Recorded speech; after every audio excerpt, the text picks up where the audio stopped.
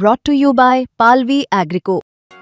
पालवी ॲग्रिको, भारताचा पहिला AI तंत्रज्ञानावर आधारित B2B आणि B2C ई-कॉमर्स प्लॅटफॉर्म. शेतीसाठी जे काही लागणार थेट तुमच्या बांधावर पोहोचणार, मोबाईलच्या एका क्लिकवर.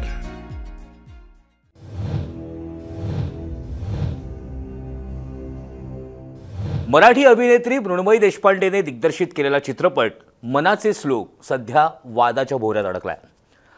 मनाचे श्लोक या चित्रपटाच्या नावावरून हिंदू संघटनांनी विरोध नोंदवत काही भागांमध्ये चित्रपटाचे शोज बंद पाडलेत.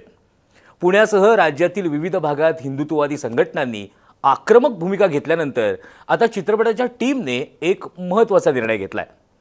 मात्र हा नेमका वाद काय आहे, चित्रपटाला का विरोध होतोय आणि सेन्सॉर याला नवीन नाव देण्याची प्रोसेस कशी आहे, हे आपण पुढील व्हिडिओमधून समजून घेणार आहोत. अभिनेत्री मृण्मयी देशपांडे लिखित आणि दिग्दर्शित मनाचे श्लोक या चित्रपटावरून नवा वाद निर्माण झाला.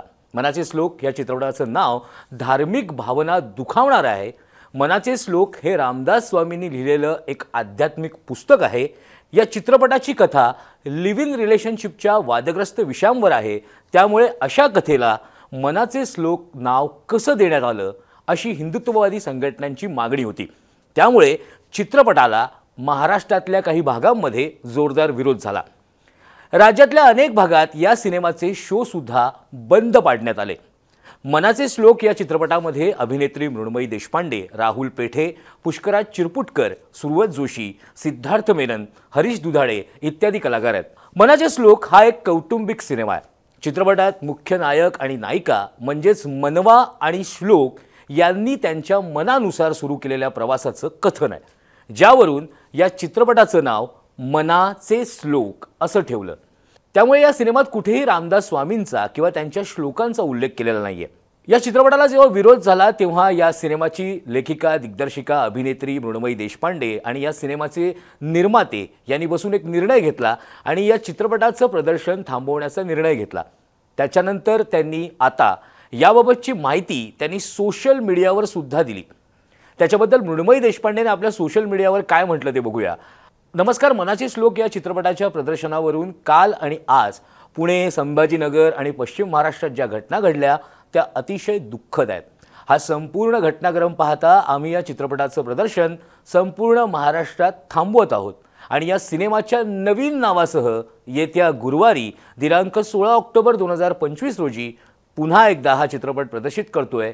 भेटूयात असं तिने तिच्या पोस्टमध्ये म्हटलं होतं.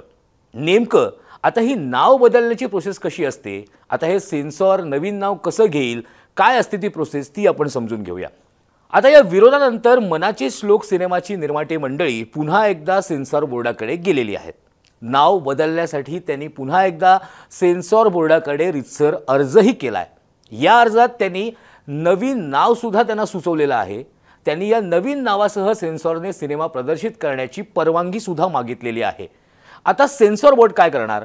आता सेन्सॉर बोर्ड निर्मात्यांनी सुचवलेलं नवीन नाव, आधीच कुठल्या तरी एका सिनेमाचं रजिस्टर नाहीये ना, जुन्या कुठल्या तरी सिनेमाचं किंवा नवीन कुठलेसे सिनेमे सेन्सॉरकडे आले असतील त्यांच्याकडे हे नाव रजिस्टर नाहीये ना याची पडताळणी करेल आणि तसं नसल्यास हे जे निर्मात्यांनी नवीन नाव सुचवलंय त्या नवीन नावासह सेन्सॉर संमती देईल.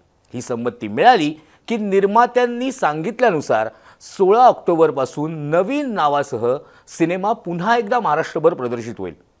सेन्सॉर बोर्डाने आधीच हा सिनेमा म्हणजे जो सिनेमा आहे पूर्ण तो सेन्सॉर संमत केलेला आहे. त्यामुळे यावेळी फक्त त्यांना नवीन नावालाच संमती द्यायची आहे. त्यामुळे ही जी काही सगळी प्रोसेस असेल, कारण ऑलरेडी निर्माता मंडळी ही सेन्सॉर बोर्डाकडे गेलेली आहेत आणि सेन्सॉर बोर्डाकडे रितसर अर्जही केलेला आहे. त्यामुळे येत्या 1 ते 2 दिवसात म्हणजे आज 13 तारीख आहे, 2 दिवसामध्ये किंवा एका दिवसामध्ये सेन्सॉर बोर्ड त्यांना संमती देईल आणि त्याच्यानंतर 16 तारखेला जसं निर्मात्यांनी आधीच सांगितल्याप्रमाणे हा सिनेमा पुन्हा प्रदर्शित होण्यास सज्ज असेल. त्यामुळे एका नावाच्या विरोधावरनं सुरू झालेला हा सगळा जो काही प्रवास आहे त्यावरती पडदा पडेल आणि 16 तारखेला मनाचे श्लोक हा सिनेमा एका नवीन नावासह प्रदर्शित होईल. तुम्हाला हा व्हिडिओ कसा वाटला ते आम्हाला नक्की कळवा आणि त्यासाठी आमचं मुंबई तकचं यूट्यूब पेज नक्की फॉलो करा. सबस्क्राईब केलेलं नसेल तर परत सबस्क्राईब करा आणि पाहत राहा मुंबई तक.